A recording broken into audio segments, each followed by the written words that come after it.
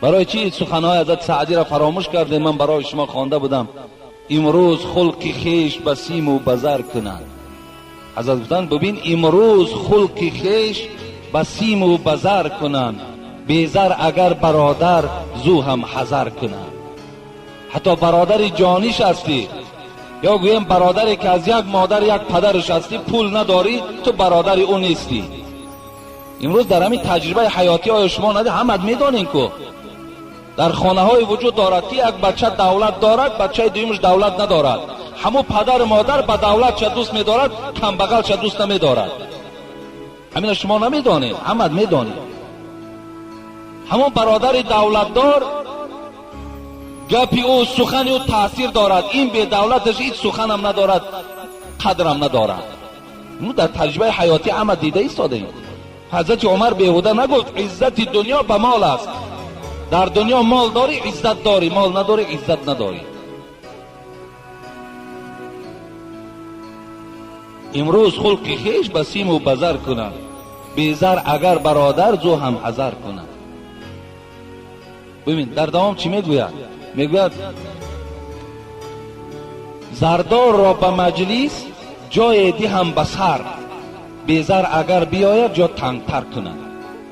همه یک آدم پولدار و منصبدار که در آمد همه میخیزد، همه میخیزد. یک ملا طاقت نه، همه شما میخیزید،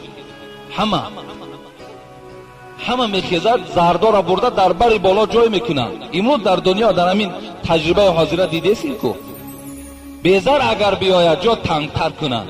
یک آدم بی صاحب، مثال آدمی گویم فقیر و بی پول باشد، بعد جا را تنگ میگن، جا نیست خانه دیگه برینش.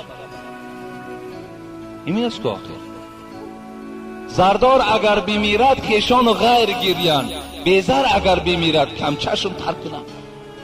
اگر زردار میمیرد باور کنین همه گریه میکند، تمام آدم.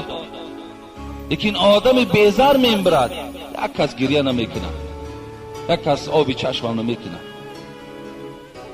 حتی من در یک گویم جنازه ها اشتراکی میکنیم امروز، در آدم بیچاره وقتی همون پول پرتایی میشود، آدم بیچاره در باور که 20 درمه 50 درمه میپرتایند. آدمی وقتی یک آدم منصبدار و وظیفه‌دار از دنیا میگذرد، همین آدم کم بغل دیدم 5 سوم پرداخت، 5 سامانی.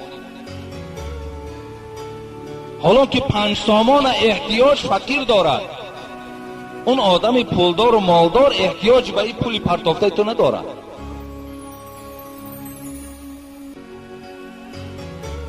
برای همین برادر عزیز در این ملال نشو، غمگینم نشو. دنیا را قاعدش این سنت دنیا هست. دنیا همین که قاعده دارد. و حضرت سعدی را خدا رحمت کنند میگه در همه جهان اگر سری نیشتر است، اینمی دنیا اگر همه گوییم که یگان خانه نباشد، دنیا گوییم یک زمین راست هموار باشد و در یک گوشه همین یک میخی راست باشد، یک سوزن راست. در همین قدر دنیایی که گوییم هیچ حد و کنار ندارد، یک سوزن در یک اطراف راست کردگی باشد، گوییم یک خار در همون زمین باشد. در همه جهان اگر سری نیشتر است، در پای کسی خلد که درویشتر است. همون خار در پای یک آدم کم بغل میزند. دیگر میزان که با همه راستی دارد، میلش طرفی بود که وزنین تر است.